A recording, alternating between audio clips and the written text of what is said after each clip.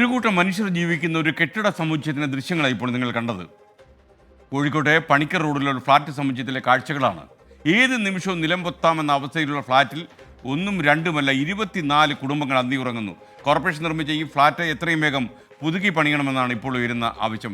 കണ്ണുണ്ടായാൽ പോരെ സാർ, കാണണം. കാലപ്പഴക്കത്താൽ ജീർണിച്ച ഫ്ളാറ്റ് സമുച്ചയം, അതിൽ ജീവൻ പണയം വെച്ച് ജീവിക്കുന്ന അനേകം കുടുംബങ്ങൾ, അവിടെ നിസ്സഹായാവസ്ഥയാണ് ഇന്ന് നമ്മൾ തുറന്നു കാണിക്കുന്നത്.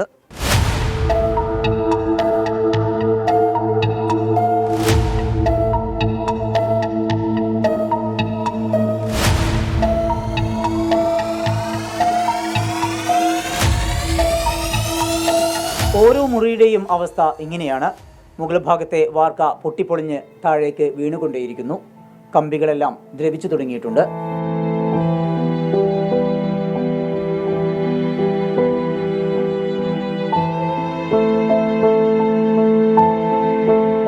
ഓരോ ദിവസവും അടർന്നു വീഴുന്ന കോൺക്രീറ്റ് പാളികൾ, ഭിത്തികളിൽ പടർന്നു പിടിച്ച ആൽമരങ്ങൾ, പൈപ്പുകൾ പൊട്ടിയൊലിക്കുന്നത് കൂടാതെ മഴ പെയ്യുമ്പോൾ മഴവെള്ളത്തിനൊപ്പം ഒലിച്ചിറങ്ങുന്ന കക്കൂസ് മാലിന്യം. ദുരിതക്കയത്തിലാണ് കുട്ടികളും വയോധികരും ഉൾപ്പെടെ മത്സ്യത്തൊഴിലാളികൾ അടക്കമുള്ള 150ഓളം പേർ കഴിയുന്നത്. ഇങ്ങനെ ഇടിഞ്ഞിടിഞ്ഞിടിഞ്ഞ് ഓരോരോ ഭാഗം നിൽക്കണം. നമ്മൾ വന്നിട്ട് 40 കൊല്ലം കഴിഞ്ഞ് ഇപ്പോഴാണ് ഇങ്ങനത്തെ ഓരോരോ. പിന്നെ മുകളിലൊക്കെ ഫുള്ളും ചോർന്നിട്ട് പാശി കെട്ടിയിട്ടാണ് ഭക്ഷണം ഉണ്ടാക്കുന്നത്. അങ്ങറ്റം വരെ ദുരിതമാണ്. ഓരോരുത്തരെ മേത്തും തലയിലും വീണ്ട് തലയൊക്കെ പൊട്ടിയിട്ട് സ്റ്റിച്ച് ഇട്ടിട്ടൊക്കെ എല്ലാതും. ഇന്നിപ്പോൾ എന്തോ ഒരു ഭാഗ്യത്തിനാണ് ആ പെണ്ണുങ്ങൾ കഴിച്ചില്ലായത്. ആ റൂമിലുള്ള ഒന്നായിട്ട് ഇടിഞ്ഞു പൊളിഞ്ഞ്. അപ്പം അങ്ങനെ എല്ലായിട്ട് എത്രയും വേഗം ഗവൺമെൻറ് ഇതിനൊരു തീരുമാനം ഉണ്ടാക്കി. കോൺക്രീറ്റ് പാളികൾ വീണ് നിരവധി പേർക്ക് പരുക്കു പറ്റിയിട്ടുണ്ട്. വെള്ളിയിൽ ചേരി നിർമ്മാർജ്ജന പദ്ധതിയുടെ ഭാഗമായി 1983 ഈ ഫ്ളാറ്റ് സമുച്ചയം നിർമ്മിച്ചത്. അന്നത്തെ മേയർ KN നാരായണൻ നായർ സ്വപ്ന പദ്ധതി നാടിന് സമർപ്പിച്ചു. എന്നാൽ പിന്നീട് കൃത്യമായ സമയത്ത് ഇതിൽ അറ്റകുറ്റപ്പണി നടത്തിയില്ല. അതാണ് ഇന്നത്തെ ഈ അവസ്ഥയ്ക്ക് കാരണം. മേയർ ഡോക്ടർ ബീന ഫിലിപ്പിനും ഭരണസമിതിക്കും മുമ്പിൽ പരാതി പറഞ്ഞു മടുത്തു. ഏതാനും പേർ ജീവൻ ഭയന്ന് വാടക വീടുകളിലേക്ക് മാറി. അതിനു കഴിയാത്തവർ ദുരന്തം തൊട്ടരികെ എത്തുമ്പോഴും നിസ്സഹായരായി കഴിയുന്നു. ദുർഗന്ധം നിറഞ്ഞ മുറികളിൽ കിടക്കുന്നതും ഭക്ഷണം കഴിക്കുന്നതും ഗതികേടുകൊണ്ടാണ്. അപ്പോൾ ഇത് പെട്ടെന്ന് എന്തെങ്കിലും ഒരു സജ്ജീകരണം നമുക്ക് ചെയ്തായിരുന്നു. നമ്മൾ പാവപ്പെട്ടവരല്ലേ. ഇപ്പോൾ ഗവൺമെൻറ് ഇത് തിരിഞ്ഞു നോക്കാൻ ഇതെന്ത് സംഭവിച്ചു കഴിഞ്ഞാൽ നമുക്കല്ല നഷ്ടവും. ഇത് ഒന്നിക്കും ഓരോരു നമ്മളോട് ഒഴിഞ്ഞിട്ട് നമ്മൾ അങ്ങോട്ടോ ഇങ്ങോട്ടോ പോയിട്ട് എന്തെങ്കിലും എടുത്ത് തരിക പിടിക്കുക, അതും ചെയ്യുന്നില്ല, ഒന്നും ചെയ്യുന്നില്ല. ഇതിങ്ങനെ ഇടിഞ്ഞു പോകുന്നേരം നമ്മളിങ്ങനെ വരാം, ആളുകളെ വിളിക്കുക എന്നല്ലാതെ വേറെ യാതൊരു കാര്യവും കാലം വരെ ഉണ്ടായിട്ടില്ല. ആരെങ്കിലും ഇതേപോലെ സംഭവിക്കുമ്പം വരൂ, ആതാ പിടിക്കാൻ പോകുക എന്ന് പറഞ്ഞാൽ പോക്കല്ലാണ്ട് പിന്നെ ആളുണ്ടാവില്ല, ആളും ഉണ്ടാവില്ല. ഇപ്പം മേയർ തന്നെ ഇപ്പം വരാമെന്ന് പറഞ്ഞിട്ട് ഇങ്ങനെ കളിപ്പിക്കുകയാണ്. ബോട്ടാകുമ്പോൾ എല്ലാവരും വരൂ, അന്നേരം നേരെ കനിയെന്നെല്ലാം പറഞ്ഞിട്ട് എല്ലാവരും പോകും. ഇതന്നെ സ്ഥിതി. പിന്നെ ആരും കൂടി തിരിഞ്ഞു നോക്കലില്ല. ഇപ്പോൾ മാസത്തിലിപ്പോൾ ഒരു 6 റുപ്യ എവിടെയായാലും ഒരു വാടക കൊടുക്കണം. ഇപ്പോൾ ഈ പോകുന്ന ടീമുകളുടെ അടുത്തൊന്നും ഒരു 6 റുപ്യ പോലും കൊടുക്കാനില്ല. ഇവരൊക്കെ അന്നന്ന് പോയിട്ട് ഇറക്കാൻ പോയിട്ട് ജീവിക്കുന്ന ടീമുകളാണ് അധികം പാവപ്പെട്ട ടീമുകൾ. പിന്നെ വീട്ടുപണിക്ക് പോകുന്ന ടീമുകളല്ല. കോർപ്പറേഷൻ 66-ാം വാർഡിലാണ് ഈ കെട്ടിടം. മഴ കനത്താൽ അപകടാവസ്ഥയിലുള്ള ഈ കെട്ടിടത്തിൽ നിന്ന് മാറി താമസിക്കണമെന്നാണ് കോർപ്പറേഷൻ നൽകിയിരിക്കുന്ന നിർദ്ദേശം. എന്നാൽ എങ്ങോട്ട് മാറിപ്പോകുമെന്ന ചോദ്യത്തിന് പക്ഷേ ഉത്തരമില്ല. കോഴിക്കോട് നിന്ന് രജീഷ് കരുവള്ളൂരിനൊപ്പം സമീർ സി മുഹമ്മദ്, 24. പൊതുജനം കഴുതയല്ല സാർ.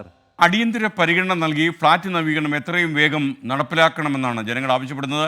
ഫ്ളാറ്റിൽ നിന്ന് മാറി താമസിക്കേണ്ട മറ്റൊരു ഇടമില്ലാത്തതുകൊണ്ടാണ് ജീവൻ പണയം വെച്ചും ഇവർ ഈ ഫ്ളാറ്റിൽ തന്നെ തുടരുന്നത് എന്നാണ് താമസക്കാർ പറയുന്നത്. അവരുടെ പ്രതികരണങ്ങൾ ഇങ്ങനെയായിരുന്നു. മേയർ പറയാം ഇവിടെ ആരുമില്ല. മനുഷ്യർ രാത്രി മാത്രം ഉറങ്ങി പോകുന്ന ആൾക്കാരാണ്. വീട്ടുപണിക്ക് പോകുന്ന ആൾക്കാരല്ലേ. ആൾക്കാരെന്ത് ചെയ്യും? വീട്ടുപണിക്ക് പോകാതെ തിന്നണ്ടേ നമുക്ക്. ബാത്റൂമിൽ വരെ പോകാൻ കഴിയാത്ത അവസ്ഥയല്ല. 2 റൂമും പൊട്ടിയത്. ആ റൂമും എല്ലാ റൂമും പൊട്ടിക്കുന്നു. മൊത്തം ചോരത്ത് വെറും മഴ പെയ്താൽ ഇവിടെ ആർക്കും നിൽക്കാൻ കഴിയില്ല. പിന്നെ എന്താക്കൂ? എന്ത് ചെയ്യും? വാടകയ്ക്ക് പോകാനുള്ള കപ്പാസിറ്റി അതും ഇല്ല. നമ്മൾ വളരെ കഷ്ടപ്പെട്ട് നിൽക്കുകയാണെങ്കിൽ ഒത്തിരി ഒരു 10 രൂപ മാർഗ്ഗമുണ്ടെങ്കിൽ നമ്മൾ വാടകയ്ക്ക് പോകും. നമ്മളടുത്തൊക്കെ ഇപ്പോഴും എല്ലാ രേഖയുണ്ട്. ഒരു അന്ന് മുതൽ താക്കോൽ തന്ന രേഖ വരെ ഇന്നും നമ്മളെ കയ്യിലുണ്ട്. പക്ഷെ ഒരു പറഞ്ഞ് കയറി പുറത്താണെന്ന്. ഇവിടെ ഉള്ളവരൊക്കെ പോയി ഇപ്പോൾ പുതിയ താമസക്കാരാണെന്നൊക്കെ അതൊക്കെ ഒരു വെറുതെ പറയാണ്. അങ്ങനെ മേയർ നേരിട്ട് വരാൻ ഇതുണ്ടെങ്കിൽ നമ്മൾ കാണിച്ചു കൊടുക്കാൻ തയ്യാറാണ് രേഖകളൊക്കെ. നമുക്ക് രാത്രി കിടന്നാൽ ഉറക്കം വരുമോ?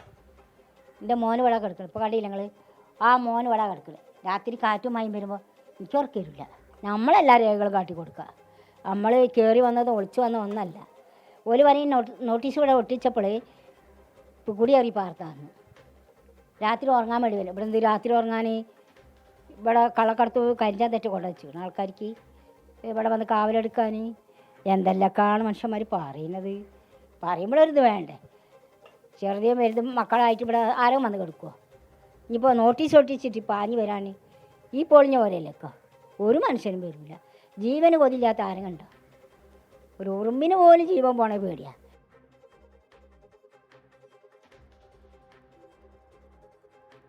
കോഴിക്കോട് മേയർ വീണ ഫിലിപ്പ് തീർച്ചയായിട്ടും ജനങ്ങളുടെ പ്രശ്നങ്ങൾ മനസ്സിലാകുന്ന ഒരു ജനപ്രതിനിധി തന്നെയാണ്. മേയറുടെ ഒരു ഇടപെടൽ ഈ കാര്യത്തിൽ വേണം. കാരണം തെരഞ്ഞെടുപ്പ് കാലമാകുമ്പോൾ മക്കളെ ചക്കര എന്നൊക്കെ വിളിച്ച് വോട്ട് ചോദിച്ചു വരും, പിന്നീട് അവരെ കാണാറില്ല എന്ന് പറയുന്ന ജനങ്ങളുടെ പരാതിയിൽ കഴമ്പുണ്ട് എന്ന് നിങ്ങൾ തെളിയിക്കരുത്. തീർച്ചയായിട്ടും ഇതിൽ ഇടപെടണം എന്നാണ് 24-ൻ്റെ ആഗ്രഹം. ആശാ വി പറയുന്നു, പ്രാപ്ര എനിക്ക് കാണാൻ ഒരുപാട് ആഗ്രഹമുണ്ട്, അതിലൊരു പാട്ട് പാടണമെന്നുണ്ട്. പക്ഷേ എൻ്റെ സമയം, സിംഗപ്പൂരിൽ താമസിക്കുന്ന ആശയുടെ സമയം വെളുപ്പിന് 1:30 മണിയാണ് ഇത് സംപ്രേഷണം ചെയ്യുന്നത് എന്നാണ്. ആശ, താങ്കൾ ഒരു ദിവസം പാട്ട് പാടണമെന്നങ്ങ് നിർബന്ധം പിടിച്ചാൽ താങ്കളൊരു കാര്യം ചെയ്യൂ, ഒരു ദിവസം ഇത്തിരി ലേറ്റായിട്ട് ഉറങ്ങിയാൽ മതി, അല്ലെങ്കിൽ അലാം കൊടുത്തു വെച്ചിട്ട് 1 മണിക്ക് ഉണരുക. എനിക്ക് തോന്നുന്നു 2.5 മണിക്കൂർ മുന്നിലാണ് സിംഗപ്പൂർ ടൈം. അതുപോലെ ജയലാൽ ഭാസ്കരൻ പറയുന്നു, കായംകുളത്ത് അഴീക്കൽ പാലത്തിൻ്റെ സൈഡ് ആർച്ചിൽ കയറി അഭ്യാസം കാണിച്ച ഒരുപറ്റം യുവാക്കളെ ഈ അടുത്ത കാലത്ത് പോലീസ് പിടിച്ചുകൊണ്ട് പോയിരുന്നു. ഇതൊന്നും സാഹസികതയല്ല, അറിവില്ലായ്മയും ഒപ്പം അഹങ്കാരവുമാണ്. ചിലരൊക്കെ ഈ ലഹരി വസ്തുക്കളുടെ സ്വാധീനത്തിലാണ് ചിലതൊക്കെ ചെയ്യുന്നതും എന്നെനിക്ക് തോന്നുന്നു.